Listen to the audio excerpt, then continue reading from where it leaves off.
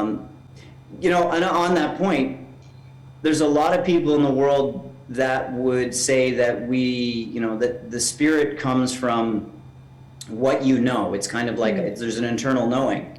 And hermetically, that's true. We do have the answers inside, but the thing that we're often missing is the effort and the correct questions to ask of ourselves.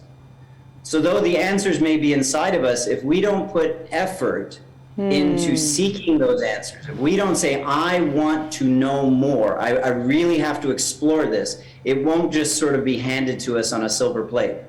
So it's a lifestyle. To kind of harken back to what you said earlier, in martial arts, discipline is really, really important, or you don't succeed. And I would honestly say that in spirituality, discipline is really, really important, or you don't succeed. The two really come hand in hand. In modern spirituality, most of it gets interpreted as something like a New Age thinking. And often in New Age thinking there's these concepts that come out. If it's meant to be, it's meant to be.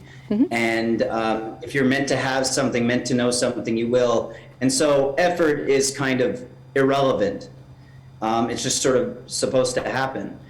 And in terms of what is the spiritual nature of the world, we have to understand that the spiritual nature of the world is for you to not understand who you are and what you are.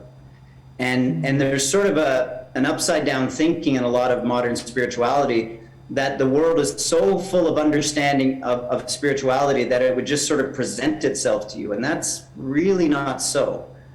We require to have to dig underneath what's on top to see what's below.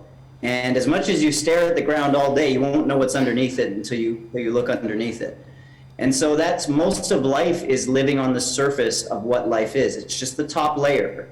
And you've got to put effort to get underneath it. You won't sort of magically find your way through it unless you say, no, I'm going to, in essence, in this example, get a shovel and dig and find out what's under there. So yeah, it does require effort. And if one were to say that to understand myself, to understand my divine essence, to understand who I am, all I have to do, for example, is read a book or watch this video, or like watch me talking. These things can help, but in the end, ultimately, it's going to require you taking action and having direct experience to grow from it. And direct experience only comes when we're doing something.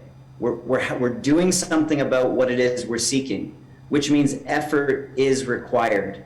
Now, you had mentioned, why does it have to be so hard? Well, the answer is it doesn't have to be. But we do, as humans, tend to make things harder than they have to be.